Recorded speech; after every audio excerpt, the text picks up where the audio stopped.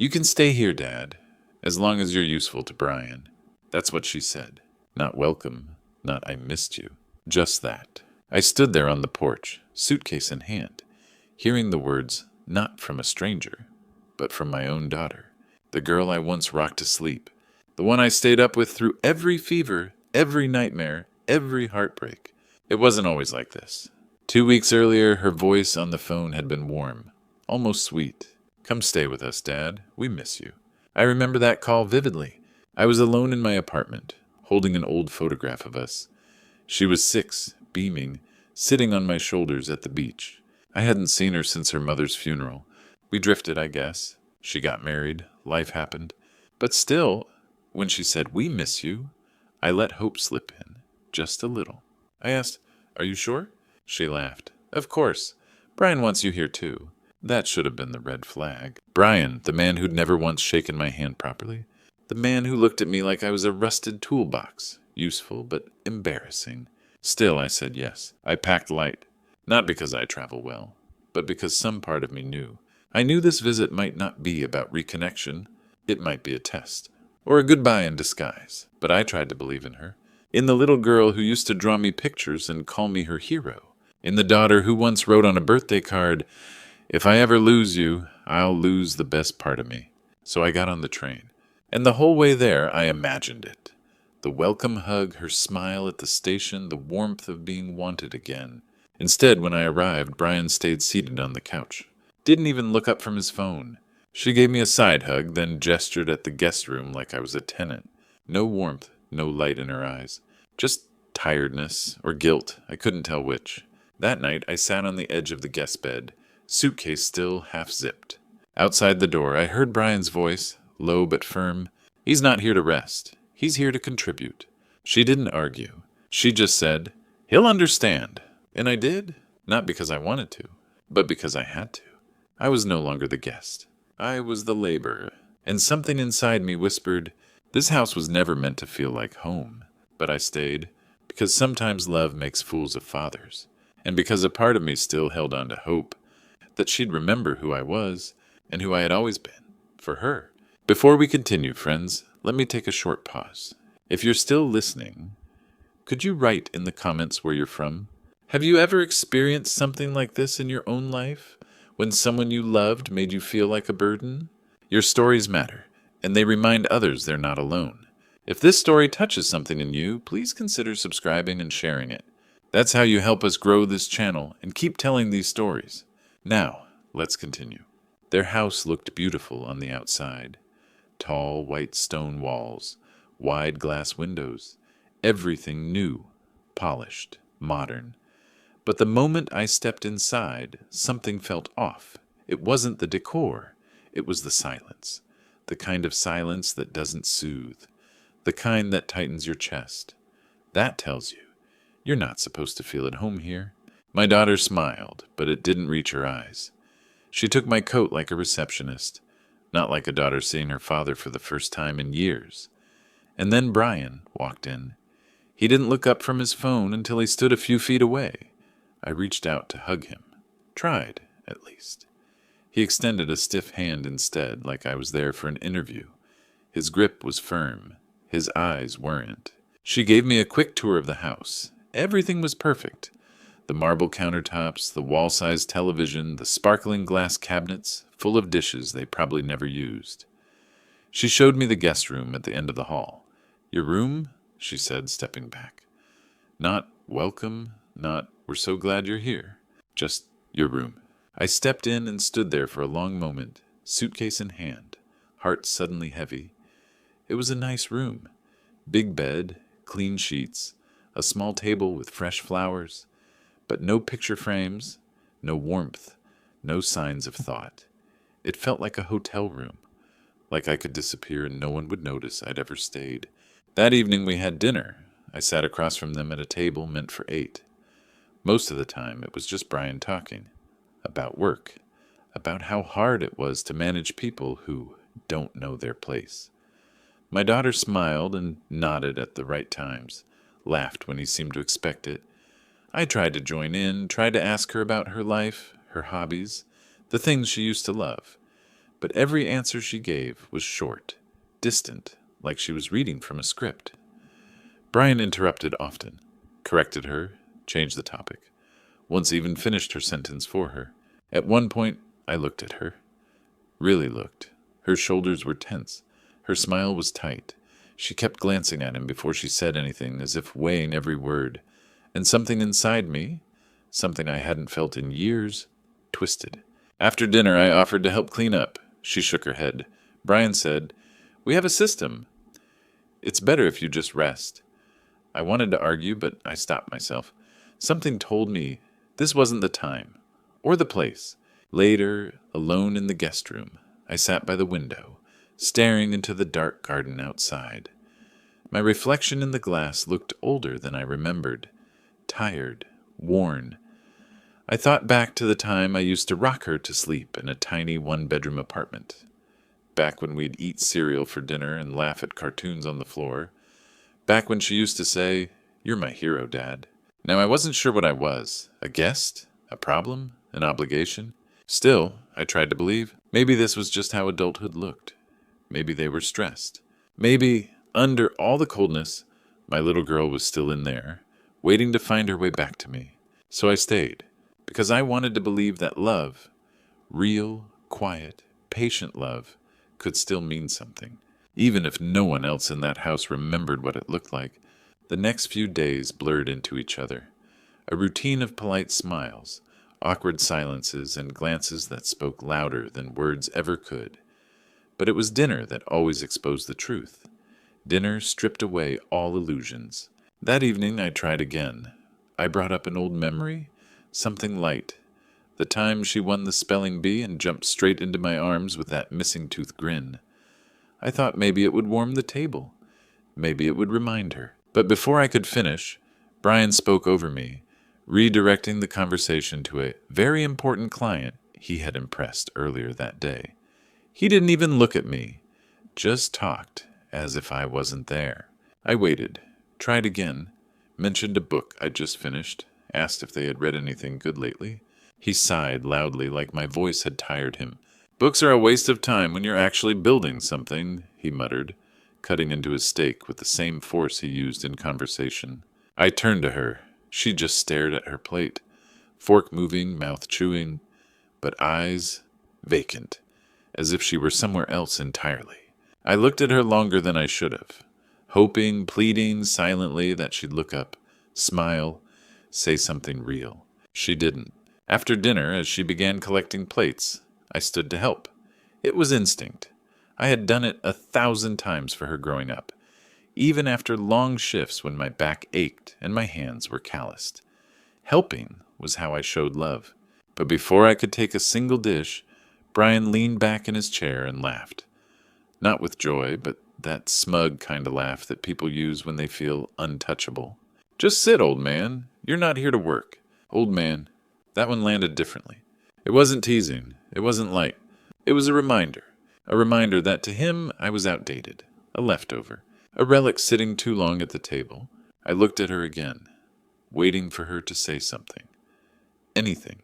To defend me. To laugh it off. To roll her eyes and tell him not to talk that way.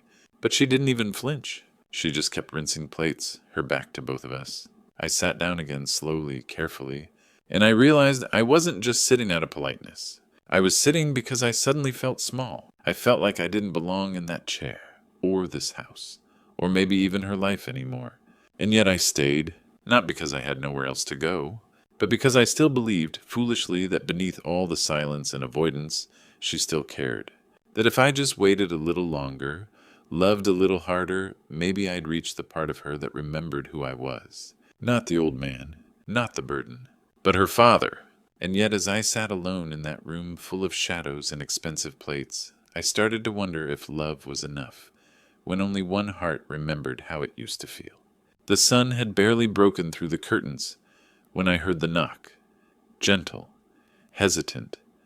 I opened the door to see her standing there, arms crossed over her chest, eyes tired.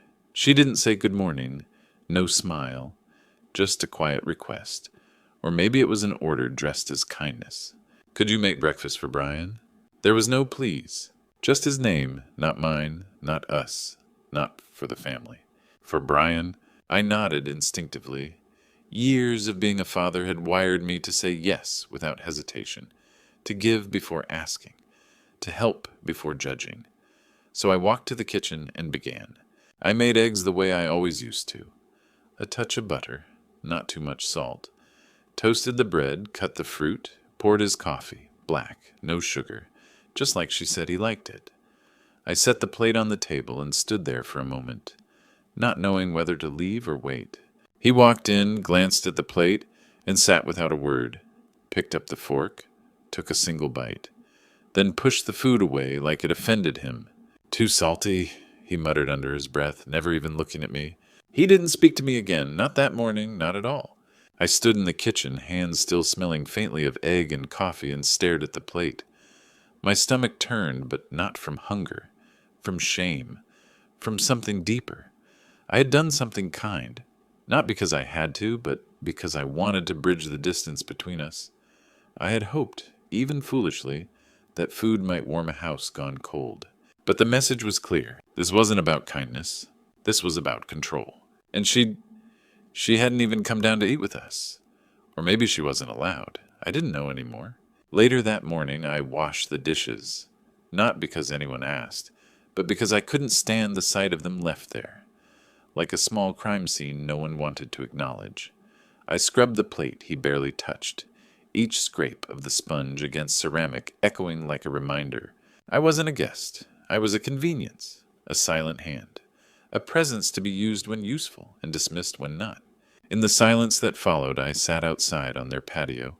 The yard was immaculate, not a blade of grass out of place. It reminded me of her as a child, how she used to pick dandelions and call them wish flowers. She'd blow them into the wind and say, "I hope you never grow old, Daddy." And now here I was, old, not because of time, but because of how invisible I had become. I looked through the glass door where she passed by without seeing me, or maybe she did see me and kept walking anyway. I didn't know which one hurt more. I stayed, even after the bitter mornings and silent dinners, even after the cold eyes and colder words. I stayed because something in me refused to give up. Not on her, not on us. I told myself it would pass, that the stiffness in her voice was stress, not distance, that the way she avoided my gaze wasn't shame, but distraction. But then I started to notice things, small, quiet things. The way her laughter never reached her eyes, the way she would freeze, just for a moment, when he walked into the room, the way her shoulders curled inward when she spoke, as if trying to take up less space. She always asked for permission before doing the simplest things, like turning up the heat or stepping outside.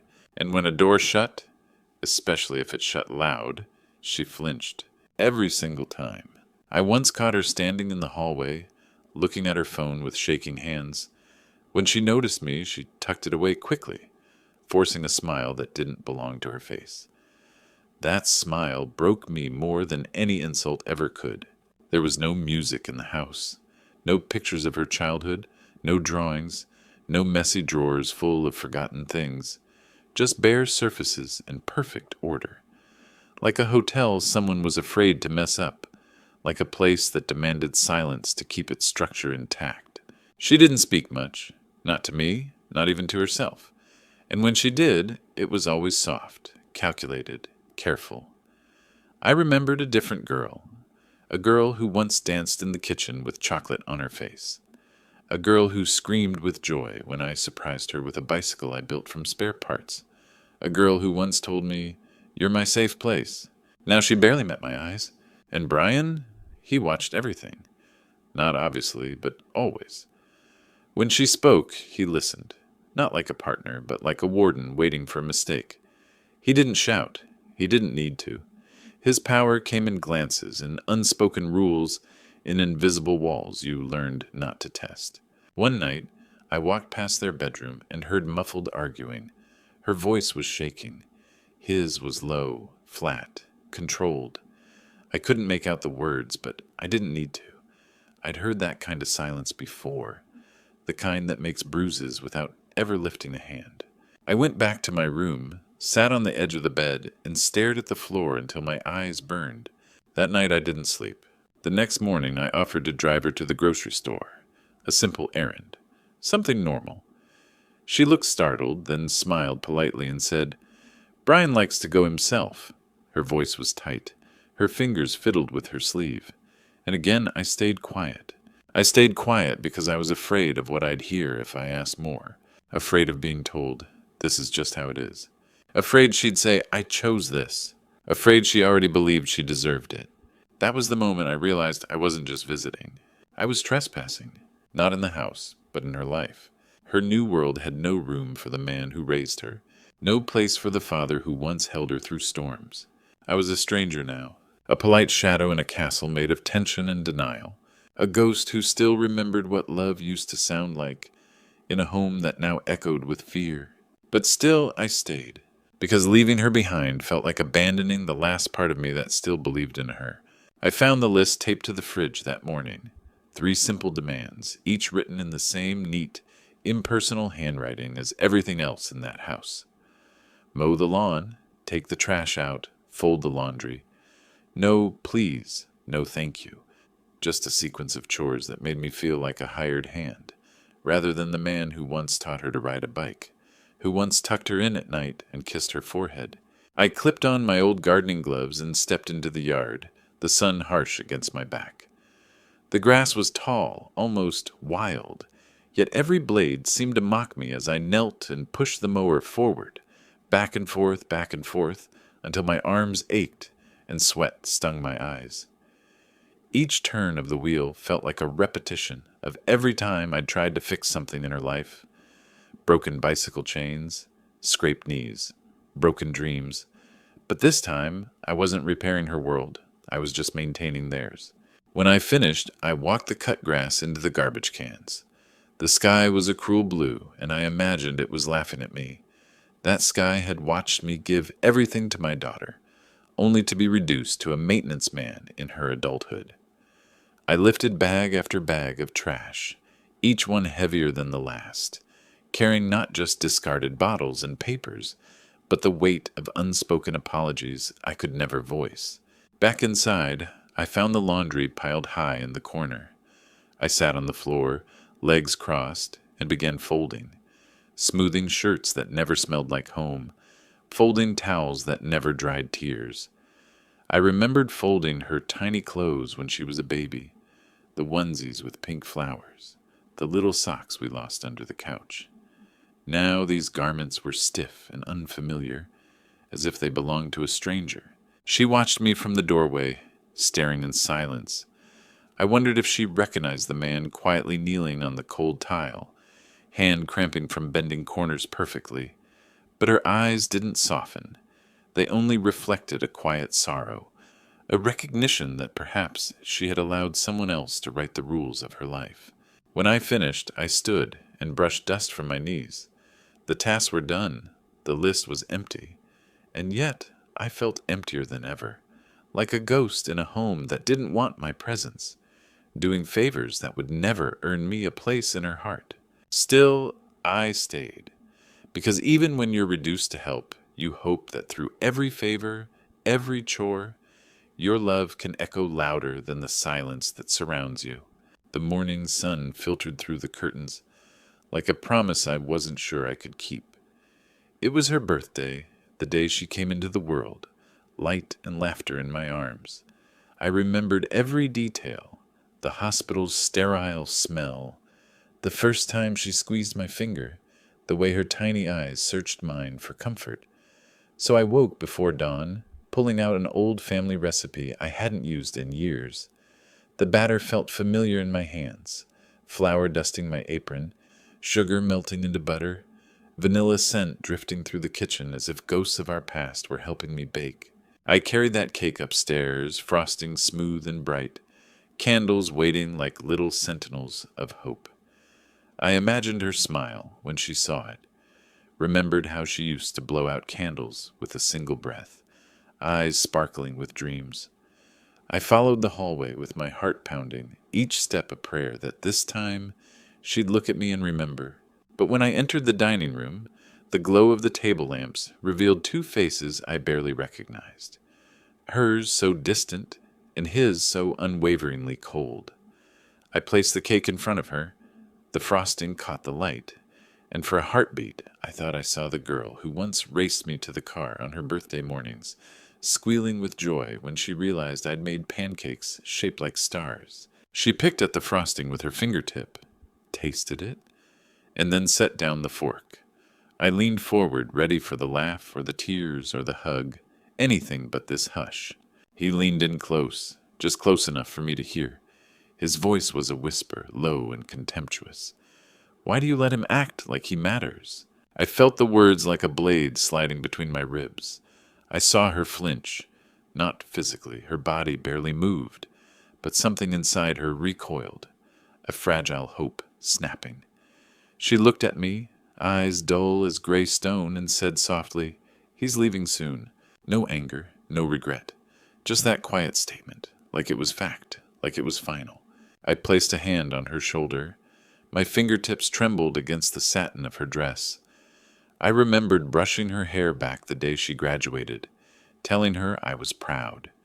I remembered holding her hand through her first heartbreak, telling her love would find her again. I remembered the laughter, the tears, the quiet moments in between where we simply existed, father and daughter against the world. And now, in that perfect dining room, decked out with expensive decorations and empty smiles, I felt the weight of every memory crash down, a wave of grief so fierce I couldn't breathe. I took a step back, shook my head, and closed my eyes. The laughter I wanted to share choked in my throat, replaced by the hollow ache of knowing she believed I'd be gone soon. I blew out the candles by myself. The flame winked out, leaving the room darker than before. I stood there, alone with the ghost of the man I used to be, father, protector, hero, and for a long moment none of us moved. Then I picked up the cake, its frosting smeared by my hand. The candles melted into sticky waterfalls. I placed it on the sideboard and walked away, the footsteps of a man whose love felt invisible, whose presence already counted as temporary. In that silence, I realized something had broken beyond repair. Not the cake, but a promise I'd always believed could never be broken, that a daughter would always see her father first. And yet, as I stood in the hallway, heart pounding like a warning drum, I knew I would still try. Because some loves don't end with a birthday. They echo in the spaces between words, in the quiet of a morning, in the steady rhythm of a father's heartbeat, hoping for a second chance. I stood in the hallway, the floorboards creaking under my weight, as I pressed my fist gently against her door. My knuckles trembled, not from fear, but from the ache of desperation. The house was silent, the glow from the hall lamp casting long shadows that stretched like accusation across the walls. I took a breath, the weight of all the unspoken things rising in my chest. "Are you happy?" I asked, voice barely louder than a whisper. The words felt heavy, laden with years of hope and regret, like a child begging for bedtime stories that never came. The door swung open a crack. Her face appeared in the gap, pale in the dim light, her eyes vast and hollow, as though the warmth inside them had been long ago drained away. For a moment, I saw the little girl who used to press her ear to hear my heartbeat before sleep. But now those eyes looked at me like I was a stranger, someone who had no right to ask about her dreams or her pain. She didn't answer, just stared, and I felt each second stretch out, like an infinity of silence that echoed louder than any shout. I imagined all the times I'd failed to listen, the evenings I'd come home too late, the Sundays I'd skipped her recitals because work called, the nights I'd drifted asleep before hearing her soft sobs through closed doors. When she finally spoke, her voice floated out like a fragile thread. "This is my life now, Dad. Stay out of it." There was no anger in her tone, only a cold finality, as if she were sealing off a wound she refused to tend. My heart cracked in that moment. It felt as though the world split open beneath my feet and swallowed every memory we ever shared. The first time she said, "Daddy," skipping toward me with sticky hands and sunshine in her hair. The time she skinned her knee on the playground and I carried her home, humming our secret song. The night she whispered, "I love you, Dad," in a voice so small it could have been lost in the wind. "I understand," I said, voice steady despite the quake in my soul. It wasn't acceptance. I couldn't accept that her life no longer had room for me, but it was all I could offer without breaking apart right there. She shut the door gently. The click echoed like a verdict. I leaned my forehead against the wood, feeling its cool solidity give me a moment's anchor. My reflection in the polished brass nameplate looked older than I felt. Eyes rimmed with pain, shoulders drooped under the weight of lost years. I didn't leave. I pressed my ear to the door, hoping to hear her breathing, a sign that beneath the walls she still existed, still lived, still breathed, still belonged somewhere. But all I heard was her silence, and in that silence I heard the echo of my own promise to stay. One more day, one more chance, one more beat of my heart that refused to give up on her. So I walked back down the hall, each step a vow etched into the floorboards. I will stay even if I'm unwelcomed. I will stay even if I'm invisible.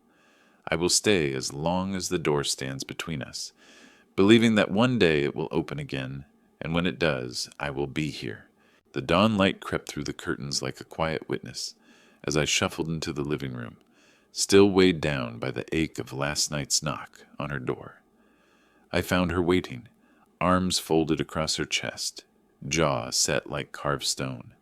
Her gaze met mine without warmth, and in that moment I realized she carried something heavier than sleep in her eyes, resolve. She spoke without preamble, voice low and even. "Brian says you either start acting useful or you leave." It wasn't a question, it was an edict. My chest tightened so sharply that I almost gasped. I wanted to respond, wanted to remind her who I was, to tell her that love isn't measured in chores completed or hours spent in silence. But all that came out of my mouth was a laugh, an empty, brittle sound that echoed off the walls. Not a laugh of humor, but the laughter of a man whose heart had just been dropped into shards. I saw her wince at my laughter, but she did not waver. She took a breath, and her next words fell like ice crystals on my shoulders. "Serve my husband, or leave." The simplicity of it broke me more than any violence ever could. No pleading, no please, just a stark line drawn between me and her life. I stood there, feeling years peel away, memories slipping through my fingers like grains of sand. I thought of every scraped knee I'd kissed better, every bedtime story I'd whispered, every sleepless night I'd spent fearing for her safety. All of it reduced to a choice: be useful or be gone. A storm of grief and anger surged in me, but I swallowed it down. I straightened my back as though standing a little taller might restore something inside me. "If that's how it has to be," I said quietly, each word deliberate, "then I'll know when it's time to go." I turned to leave, not out of surrender, but because staying under those terms would kill the last fragments of our bond. As I crossed the threshold into the hallway, I felt every echo of our past reverberate in my bones, the lullabies, the laughter, the small hands clutching mine. And though her words had felled me, something deep inside flared up, a voice that said, "Love can't be ordered or discarded like a tool. It endures in the silent spaces, in the quiet strength of walking away with dignity, and in the hope that someday she'll remember what it meant to be simply her father."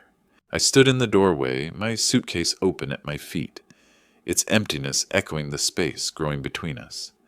The morning light spilled in, revealing every motes of dust that danced in the air, tiny reminders of the years we'd spent together, the laughter that once filled these rooms, now settling like a fine layer of grief.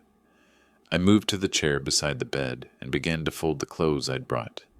The soft flannel shirt she once admired, the worn jeans I wore on our fishing trips, the cardigan she said made me look handsome in a dad way. With each item I folded, I felt a memory slip through my fingers, like water flowing away down a drain. I didn't raise my voice. There were no pleas left in me, no tears cried. My heart was a quiet drum, steady in its pain. I slipped each shirt into the suitcase, unzipping pockets where I had hidden little notes. "Miss you, Dad," scrawled in her handwriting years ago, that now lay forgotten in the guest room drawer. I paused, pressing the notes to my heart before tucking them in, a silent farewell to the daughter who had once treasured them. Behind me I heard her footsteps, soft on the carpet, hesitant. When I turned, our eyes met. For an instant I saw in her something I hadn't seen in a long time. A flicker of regret, a shard of the little girl who used to run into my arms. But then it was gone, replaced by the cool composure she had perfected. She didn't speak. She didn't cry. She simply watched as I closed the suitcase, the zipper's teeth clicking shut like the closing of a door between our past and what remained. I lifted the bag, its weight a comforting reassurance that I was leaving with more than empty hands. I was carrying every lesson, every heartbreak, every fragment of the father-daughter bond that neither time nor rejection could fully sever. I walked to the door. Outside, the world waited. Sunlight, wind, possibility. I paused, hand on the knob, and for a heartbeat, I considered turning back. But I knew that staying under the terms she'd set would mean losing myself entirely. So I opened the door and stepped into the hallway. Her eyes followed me, unguarded for a moment, then looked away. I didn't look back. I closed the door softly behind me, leaving behind the perfect house, the cold command, and the daughter I still loved more than anything. And as I walked down the stairs, each step carried me farther from what was, and closer to whatever future waited for both of us, shaped by the echoes of this silent goodbye. I slid into the driver's seat, the leather still cool from morning air, and closed the door behind me. The engine's purr felt too soft in the emptiness of the cabin, like the world itself was holding its breath. I didn't reach for the radio. I didn't call a friend. I simply put the car into gear and pushed away from the driveway, leaving tire tracks on the asphalt like footprints fading into the distance. At first I stared straight ahead, eyes fixed on the stretch of road unfolding before me, endless gray ribbon cutting through fields and forests, a silent promise of miles and moments where no one could demand my usefulness or judge my presence. But soon the ache in my chest demanded release. I let my vision blur, focusing instead on every sensation. The hum of the tires, the drafts of wind slipping through the cracked window, the distant calls of birds darting above the treetops. Memories came unbidden, rushing in like a flood. I remembered teaching her to drive on a winding country road, her knuckles white on the wheel as I coached her through each curve.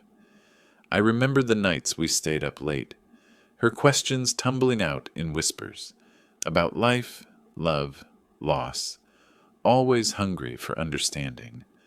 I remembered her laughter when I'd tell a bad joke to ease her fears before her first dance recital, and the way she'd lean into me afterward, triumphant and glowing.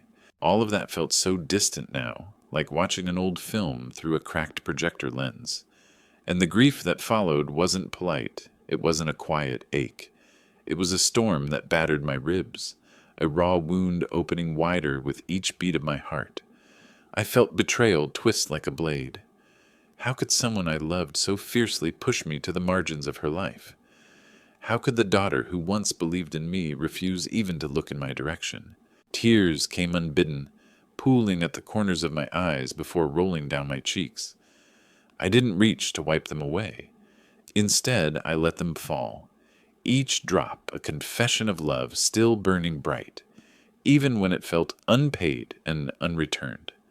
I thought of the suitcase, empty now, and of all the pieces I had carried away, memories, regrets, undying hope. The road curved, and I turned the wheel without thinking, trusting the path to lead me somewhere unknown. As the car climbed a gentle hill, the morning sun broke through the clouds, casting the gold glow over the fields. In that moment, the beauty of the world felt both cruel and kind. Cruel because everything around me was moving forward, while my heart felt stuck in heartbreak. Kind because it reminded me that life continued, offering new horizons beyond the pain. I slowed the car and came to a stop at a turnout overlooking a valley dotted with wildflowers. I cut the engine and sat there, hands on the wheel, letting the warmth of sunlight seep through the windshield. The grief and betrayal were still there, heavy as stones in my chest, but beneath them I sensed something new, a fragile seed of forgiveness. For myself, for her, even for Brian, taking root in the soil of my broken heart. For the first time in years, I didn't feel alone on that road. I felt connected to every father who ever loved, lost, and learned that some departures are beginnings in disguise. I took a deep breath, feeling the air fill my lungs with hope. Then, with one last look at the valley below, I turned the key, started the car, and drove on, carrying my loss like a lantern illuminating the path ahead. I found a quiet corner of a roadside cafe, the kind with chipped wooden tables and steaming mugs that carry the aroma of comfort. I ordered a coffee and a notebook, its pages crisp and empty, waiting for truths that had nowhere else to go. My pen hovered over the paper like a hesitating heartbeat before I began to write. To her, to the ghost of my daughter who had slipped beyond reach, I wrote the memories first. The day she learned to ride her bicycle in that sun-dappled park, her laughter echoing as I ran beside her, hands steady on the seat until she soared on her own. I wrote about the hospital room late at night, when her mother's breathing slowed and I held my daughter close, whispering promises that I would always protect her, promises I still meant with every fiber of my being. I wrote about the scraped-knee kisses, the bedtime stories, the pancakes in the shape of stars I made when she had a cold and needed something cheerful to remind her spring was coming. I wrote about how, in the darkest chapters of both our lives, I believed love alone could heal us, that my arms were a refuge she could return to whenever the world grew too cruel. Then I wrote about today. I wrote about her silence, the way her eyes looked past me, the sharp line where we became strangers under the same roof. I wrote about the weight of serve him or leave, and how those words had shattered something sacred between us. I wrote of the ache in my chest that no distance, no passage of time had eased. But I did not write to shame her. I wrote to remind her that no edict could erase the bond we forged in laughter and tears, that no distance could unmake the father who once carried her through storms. I wrote because words on paper felt safer than words spoken aloud, because I needed her to feel my presence even when she refused to look my way. When the coffee grew cold, I folded the letter gently and slipped it into the notebook's back pocket. For a moment, I held it against my heart, feeling the weight of every unsaid apology, every plea for forgiveness, every echo of pride I still carried for her. I never sent the letter. Part of me wanted her to find it on her pillow when she wasn't expecting it, a surprise that might crack through her armor.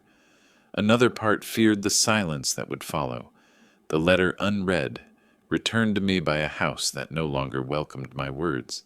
So I left it there, in that notebook, a testament to love that refuses to die even when hope seems as fragile as the pages it's written on. I tucked the notebook into my bag and walked away from the cafe, carrying the unsent words like a secret promise. I didn't know if she'd ever read them. I didn't know if I'd ever be brave enough to send them. But I felt something I hadn't felt in a long time, the gentle certainty that some ties hold on, quietly, patiently, waiting for the right moment to be remembered.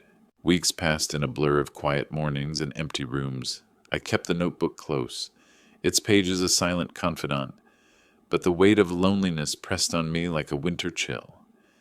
Then one afternoon the doorbell rang.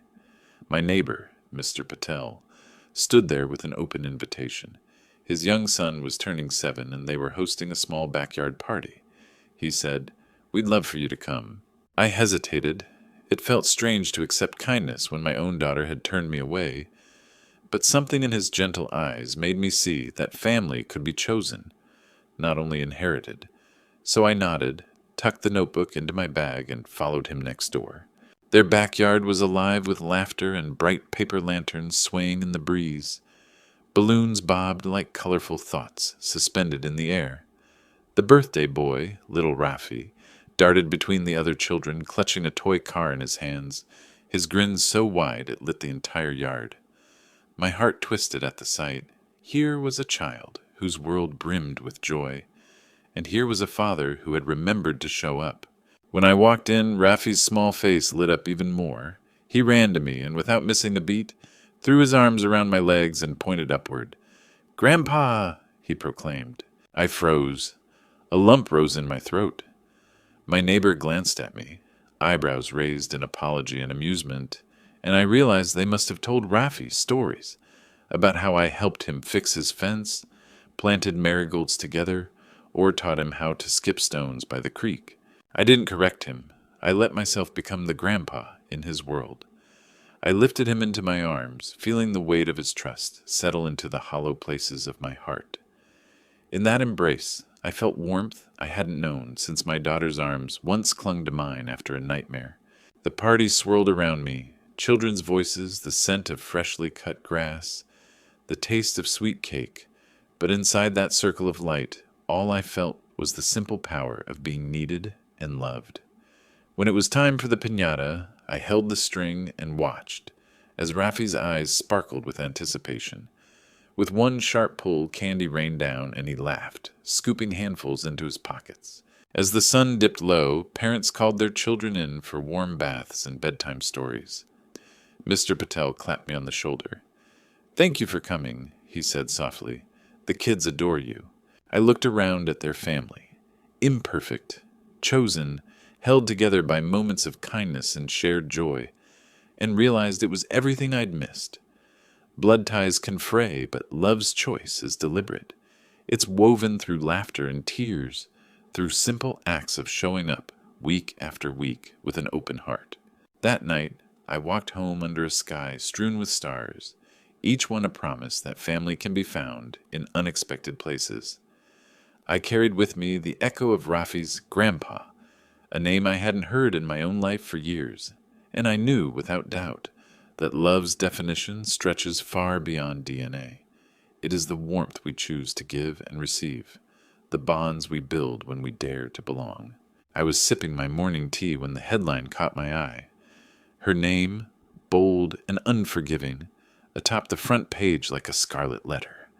I froze, cup halfway to my lips, the steam drifting up like a silent alarm.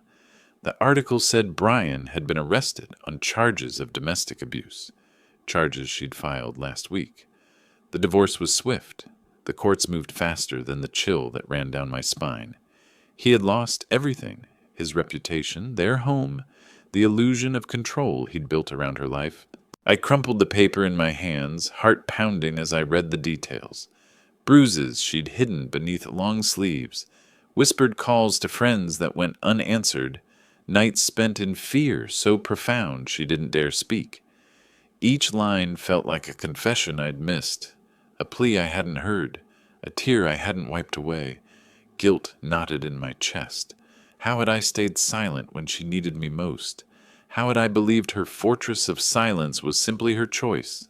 Yet amid the wreckage of her marriage, amid the story of her suffering, I saw one fragile lifeline. My phone number, listed carefully in her emergency contacts on the police report. She'd kept it there, like a beacon blinking in the dark, a promise she wasn't ready to erase me from her life. My thoughts raced back to that unsent letter, folded in its notebook like an unspoken prayer. The words I never delivered now echoed louder than any headline. "I would have carried your pain, if only you asked." I realized then that her silence had been a shield, not a sign that she no longer loved me, but that she was protecting me from her pain, too ashamed to break down the door I'd left standing between us. I folded the newspaper carefully, the crease cutting through her name as if marking the boundary between who she was and who she would become. I thought of her, alone now in a house stripped of its walls, rattled by the ghosts of every door she'd closed. I wondered if she had someone to hold her when the panic set in at night, when the shadows whispered of the man who once ruled her world, I dialed my number and let it ring, once, twice, 3 times, before hanging up. I wasn't ready to cross the gulf yet. I needed to gather the fragments of my own courage, to prepare for the day she would finally break that silence. As I tucked the paper under my arm and stepped outside, the morning air felt different, sharper, charged with possibility. The world beyond my doorstep moved on, unaware of the storm her life had become. But I carried the knowledge of her pain like a compass, pointing me back to the door I'd once closed behind me. I didn't know when she'd call, but I knew she would. And when she did, I would be there, ready to answer. Last week, just as the afternoon light began to soften into dusk, my doorbell rang, a single insistent chime that felt like a tremor through my chest. I opened the door to find her standing there, framed by the twilight, shoulders slumped under the weight of everything she'd endured. Her eyes were red, puffy rims that spoke of sleepless nights and tears she thought she'd contained. Her voice, when she spoke, was a whisper so fragile I almost didn't hear it. Dad. In that instant, every memory I'd ever held of her, her first step, her triumphant grin at every victory, the way she'd used to curl into my arms when nightmares came rushing back like a tide. But I didn't make her beg. I didn't demand an explanation or press her for apologies. I just stepped aside and opened the door wider, inviting her back into the home she once built, with love and laughter. She crossed the threshold and collapsed into my arms, clutching my shirt as if it were a lifeline. I felt the tremor of her sobs against my chest, the way her body shook with relief and exhaustion, and the release of years spent holding every pain inside.